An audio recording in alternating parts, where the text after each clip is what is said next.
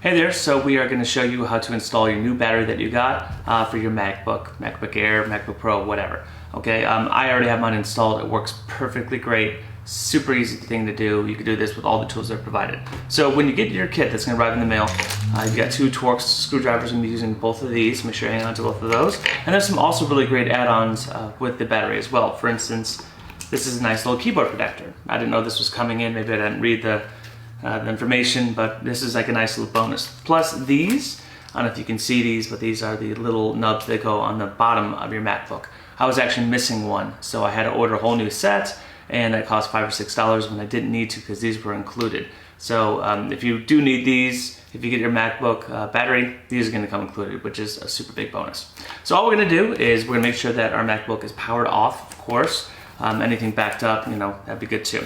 So we've got some screws in the back. The ones on the top here are going to be the long screws, and other ones on the sides are going to be quite short. So really quickly, I'm just going to take my screwdrivers, and all I'm doing here is just taking the screws off the back.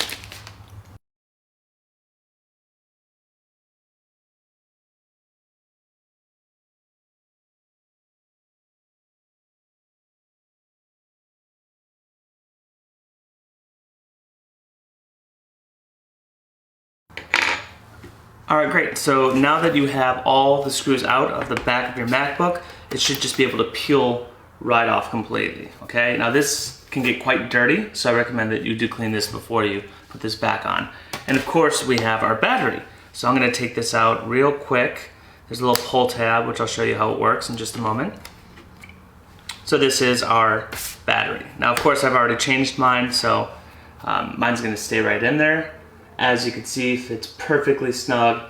There are a row of screws here on either four sides and one directly in the middle. That's the one you're going to be using the red screwdriver on. That's your Torx, okay?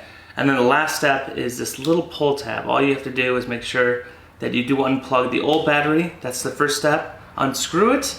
Take that battery, dispose of it properly. You could take it to Home Depot or any other Best Buy. Sometimes they will have recycling programs for those, which is what I did, which is why I don't have my old battery anymore. And then make sure when you do put that new one in, you are putting that tab. You have to make sure that's completely flush and that's down, right? Because if it's not, your new battery is not going to work. And then all you have to do is just screw in these four corners here, one in the center, and this is your lithium-ion battery. Now, my MacBook actually, I haven't done this in a while, and it needed a little bit of help. So I recommend getting yourself an electronic duster of some kind, and this is just going to be nice just to take out any dust or anything that you have in your computer. That's really it. Once it's all set and secure, all we have to do is just repeat the process. Just take that back, line it up, put it back on, and put your screws on. However, now you could take the opportunity if you want. As you can see, some of these buttons of mine are kind of worn down. I'm thinking about replacing these completely. All I have to do is just take them off from the inside. There's a little bit of tape which you could peel forward, and then put your new ones down. That's about it. We'll put the back of it on again, and then we'll have our computer ready to go, boot it up. Hopefully you should have some charge. I recommend putting it on the charger until it hits 100%, take the charger off, and then see how long your battery can go.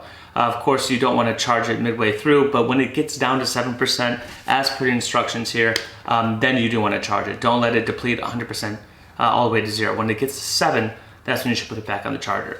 I'm still on my first battery. It's been over 24 hours and it's at 40%. So I'm extremely happy this thing is lasting a whole long time, and it's a really great price. So that's all. I hope you enjoyed it, and I hope you have an easy time installing your new MacBook battery.